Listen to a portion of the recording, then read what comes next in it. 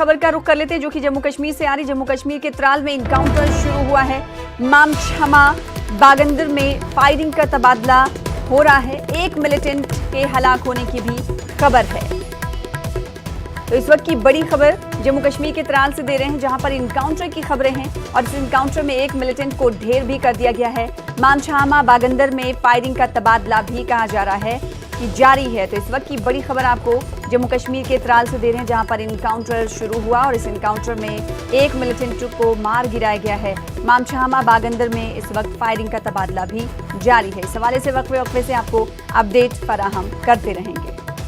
वहीं दूसरी बड़ी खबर का रुख कर लेते हैं जो कि जम्मू कश्मीर से ही आ रही है, जहां पर बडगाम के हवाले से आपको खबर दे दें कि बडगाम के चाडूरा में फायरिंग शुरू हुई है। मिलिटेंटों ने सीआरपीएफ पार्टी पर हमला कर दिया है। एक सीआरपीएफ एहलकार की शहादत की भी खबर है। मिलिटेंट शहीद जवान की राइफल छीनकर फरार हो गए।